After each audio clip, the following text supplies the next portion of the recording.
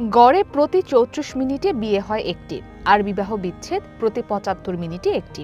বলছিলাম উপসাগরীয় দেশ কুয়েতের কথা। সম্প্রতি দেশটির বিচার মন্ত্রণালয়ের প্রকাশিত নতুন গবেষণা পরিসংখ্যানে জানা গেছে এমন তথ্য।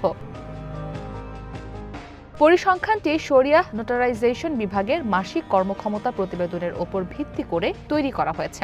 এতে বিয়ে, বিবাহ বিচ্ছেদ, পুনর্মিলন, আইনি বিজ্ঞপ্তি এবং ইসলামের ঘোষণা সম্পর্কিত কয়েক হাজার লেনদেনের তথ্য রেকর্ড করা হয়েছে।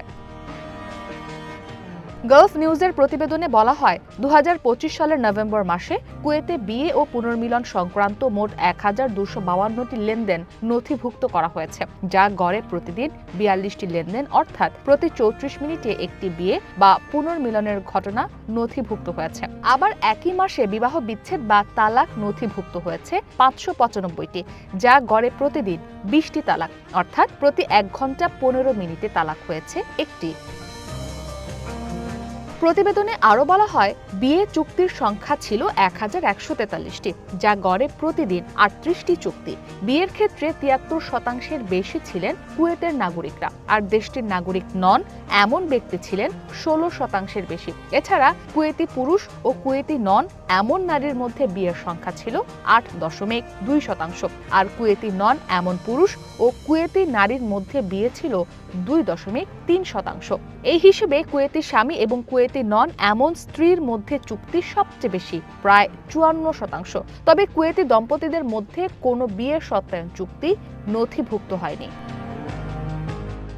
পরিসংখ্যান প্রতিবেদনে আরও জানানো হয়, বিয়ে সংক্রান্ত লেনদেনের প্রায় ৭৪% আদালতের রায় অনুযায়ী পরিচালিত হয়েছে। এছাড়া তথ্য অনুযায়ী বিয়ে চুক্তির প্রায় ৮২% বিদেশে নথিভুক্ত হয়েছে, যেখানে শরিয়া নোটারাইজেশন বিভাগের মাধ্যমে ছিল প্রায় ১৮%। অন্যদিকে গত বছরের নভেম্বর মাসে ৫৯৫টি তালাকের মামলা নথিভুক্ত হয়েছে। কুয়েতি দম্পতিদের মধ্যে তালাকের হার ৫৮.৭%।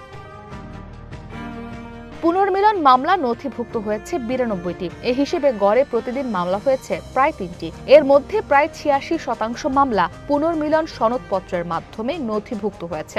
সরকারি মাধ্যম এবং ইসলাম গ্রহণ সম্পর্কিত লেনদেনের ক্ষেত্রে ৫২,৩৫৯টি লেনদেন সম্পন্ন হয়েছে, যা গড়ে প্রতিদিন ১,৫০০-এর বেশি। এর মধ্যে ৯৯.৯% লেনদেন সরকারি মাধ্যমে সম্পন্ন হয়েছে। অনলাইনে মাত্র ৫৮টি ইসলাম ধর্ম গ্রহণের ঘটনার কার্যক্রম পরিচালিত হয়েছে। ইসরাত মুক্তি, ওয়ান ইন্টারন্যাশনাল ডেস্ক।